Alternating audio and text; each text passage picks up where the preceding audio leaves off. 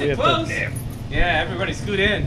Mike, hi, Johnny. How you doing? Come close to me, guys. Hi, boys. Come here, little son of a... All right, we are here at Cheers in Midlothian, Illinois. We are hanging out now with Endgame. Oh, yeah. And they kick things off here today for 3 Days Dying CD release of a CD they already released. So I'm going to go ahead and let everybody introduce themselves, and then we'll get more into the band. I'm Dean. I'm the singer. Greg Nolter, guitar. I'm Johnny. I play bass. Mike, I play drums. Tom, I play guitar. And how long have you guys been together? The band's been formed, I think, for over 4 years. We've had a little bit of change of members. Dean's been in the band for about 1.5 years now. Greg's been in the band for over 2 years.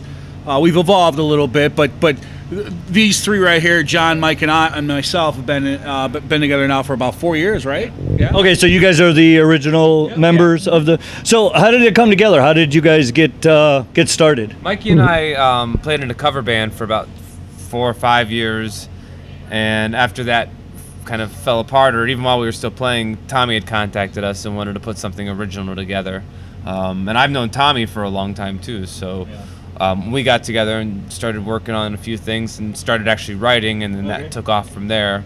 And then you guys started doing more original and all original, yeah, all original music. Okay, so I think we met and we said, all right, let's try a cover song to get ourselves comfortable with each other. Right. You know, I was on I was writing songs for a long time. I was in a cover band like these guys, but I spent my whole youth sort of writing songs and in original bands and touring and just doing all that stuff. And I sort of had an itch to do it again, and so I started writing some songs, and on a 2-year search looking for the guys. I mean, I know every musician can attest to this. It's hard to find 5 guys with the same vision.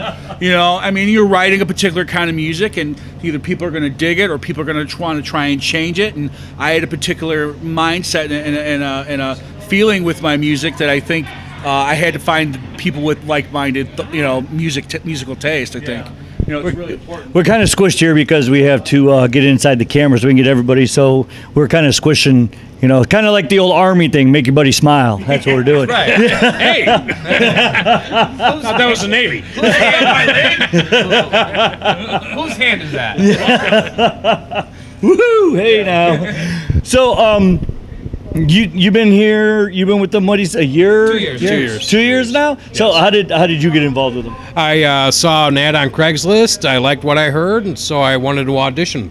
Oh, okay. And that's basically. You want to know a funny story? Yeah. He showed up to the audition and knew every single song on our EP and played it straight. No other guitar player tried out for us could play half the stuff that we played. And he showed up and knew every single song. If you're gonna audition, be professional about it. Don't fuck around. He was a pro. He showed up and played his shit. And we were like, okay, well, I guess we found our guitar player. We didn't have a choice. It's like, well, fuck, he spent all this time learning our shit.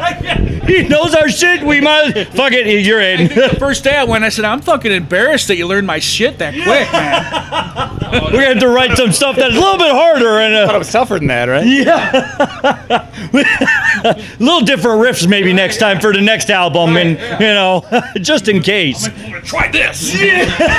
Fucker. Bring it on. So okay, and then you're one of the newer members. So how did you get involved? Yeah, I joined about 1.5 years ago. I think it was a combination of we hooked up on Reverb Nation, and there was also a podcast, which I'm blanking on what it's called, The Room or something. Local Loft. Local Loft. Okay, yeah. Local Loft podcast was talking about how these guys needed a singer, and I put 2 and 2 together. So I showed up for the audition with a suicide vest strapped to my chest and said, either you let me in or this thing detonates. So. And then you found out it was just hot dogs with a bunch of linguine. Yeah, afterwards he gets a bun out and sticks it on. Yeah. And it's hard enough to find 5 guys that can get together on a Tuesday, let alone that have the same vision. So we're pretty lucky having this group of guys in this band. So since you had this original sound in mind.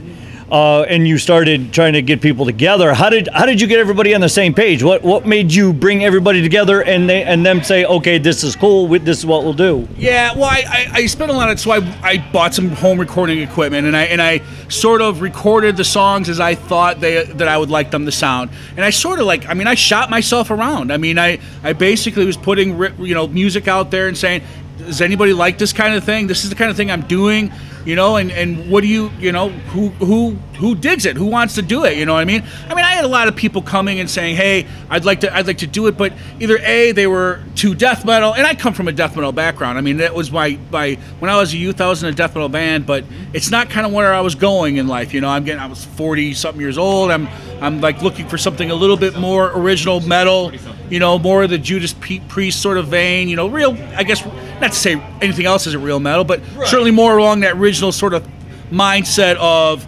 the typical school of metal. You got your verse, your chorus, and your bridge, and and everything sort of makes sense, and everything was melodic. And you listen to a lot of Sabbath. I listen to a lot of Sabbath. Yeah, I'm very Sabbath influenced. And it doesn't matter what Sabbath you bring up, whether it's Ozzy, Dio, doesn't matter to me, man. It's all killer. What about the other guy?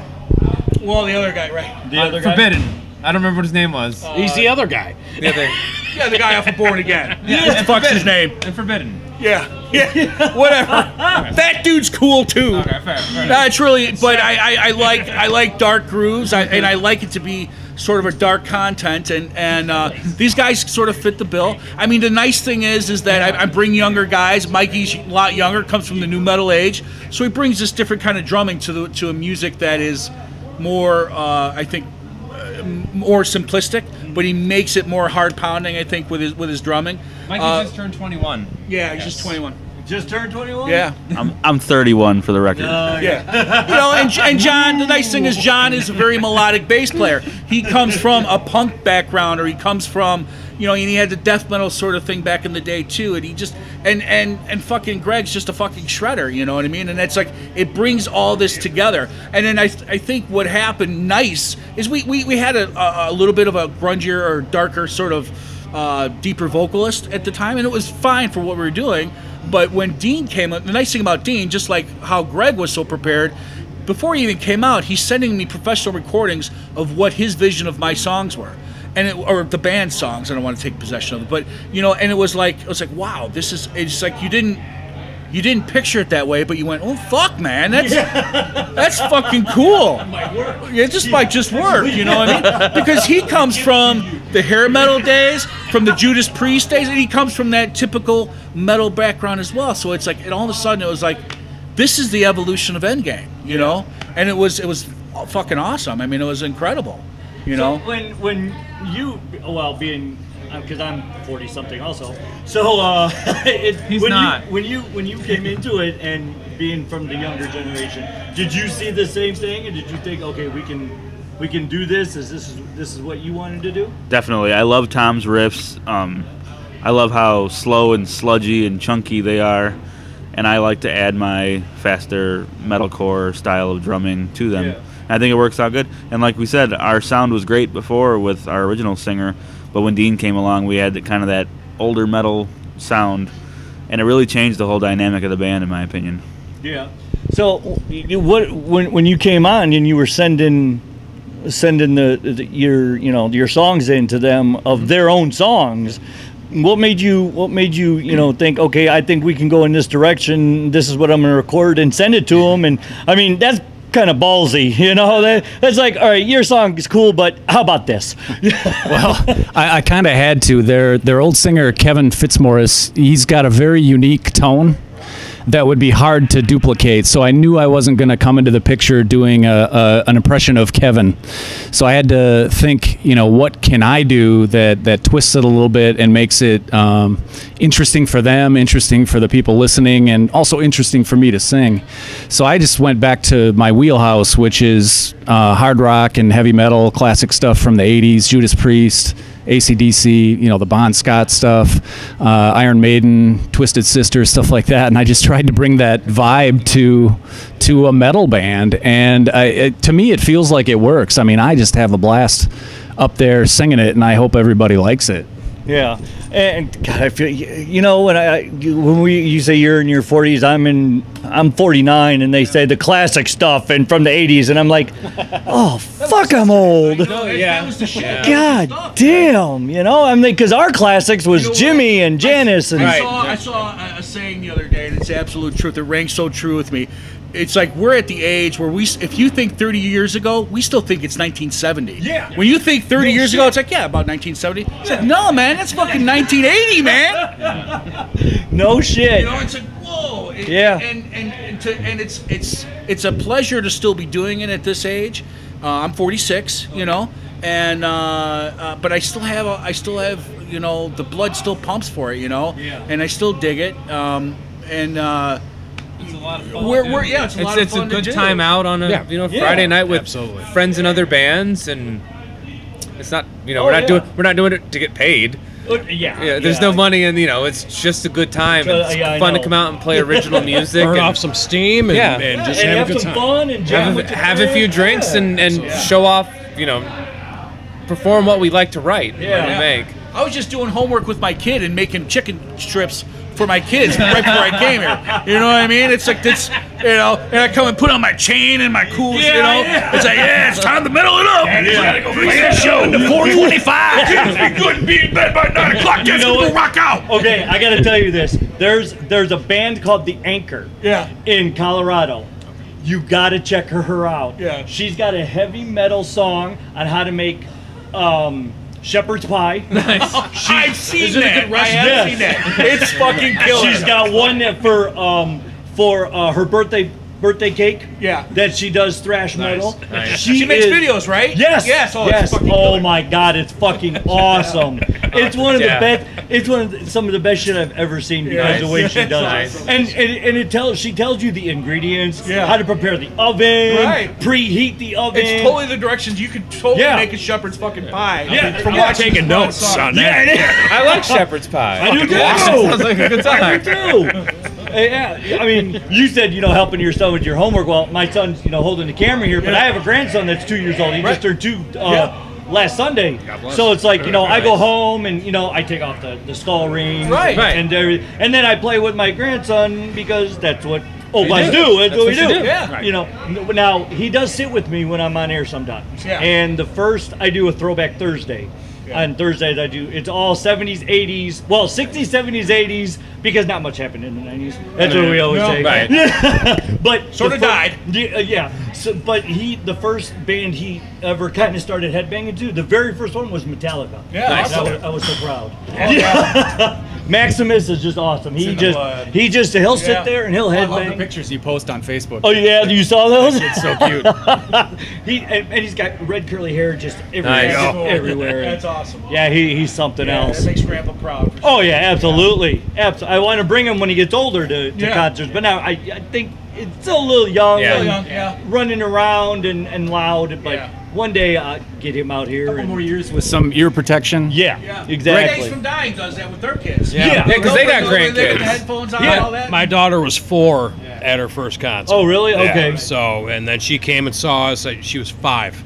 Okay. First time she saw us. But sometimes too, I don't want to bring them out because some bands are kind of raunchy and they can get kind of vulgar, and I don't want that. But I want to bring him to his first concert to be a good heavy metal. Right. Yeah. But I don't want the F-bomb It's dropped gotta be every other. We have about 2 F-bombs in our whole catalog of songs, I would think. And you can't understand them, anyways. It's all right. So what's up for you guys next? What's going on?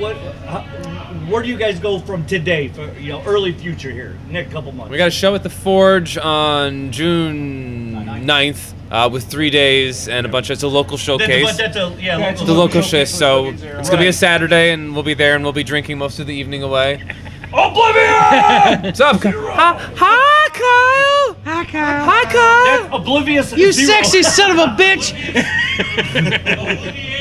Oblivion 0. And That's the long A sound. Yeah. So we got that show, and we've got some new tunes we're working on. Oh, yeah, okay. And keep writing, and eventually at some point we're going to record our double LP with with double full length LP if Tommy has to. Yeah. Well, we argue quite a bit about. We don't argue, but there's certainly a dispute between John and I on how many songs to record.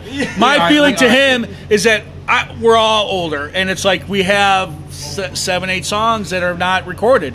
It's like, dude, I don't know what tomorrow's going to bring. I want to get them recorded and have them done. It's like you never know. And one thing is constant, that bands don't last forever. You know what I mean? They're more fragile than a marriage. And it's just. So I want to get these things recorded with these guys. Not to say that something's going to happen tomorrow, but I want to get them recorded and get them done. It's costly. It's a huge undertaking to get it done, but I think it's worth it. And they last Right. forever. Yeah. And then we can have a CD release party and have 3 days play with us. There you Absolutely. go. Absolutely. And There maybe you go. bring Catapult back around for it. And, Please do. and Oblivious Zero. Please do. Yeah, I like Catapult. Yeah. Yeah. I'm a big fan of those guys. They're good. They're good people too. Big fan. Yeah. We've been playing with them for probably almost 4 years. We probably played more shows with Catapult to Propaganda than anybody. I would probably say that. I mean, That's right, too. Rob's awesome. I mean, Rob has a great voice. Obviously, Leah has the best stage presence around, and she's a good bass player, man. Oh my God, she's phenomenal. She's phenomenal. And she's cute. I mean, Skip. I just said that out loud. I said that out loud. And I'm Skip sorry, is a Leia. jazz. Beautiful. He's got this sort of great personality about him when he's playing, and it's all this, Fun- it's all this cool stuff. Fun fact: Skip is my cousin. Is he really? Yeah. I worked with Skip when Skip was like a teenager too, so I've known Skip for a long time. You know what I like? And I've known Leah 6 years. I've had Asgard 8, so I've known him for 6 maybe. Yeah. And when you watch her play her bass, which is basically bigger than she is. Yeah. Oh, sure. Her fingers are just.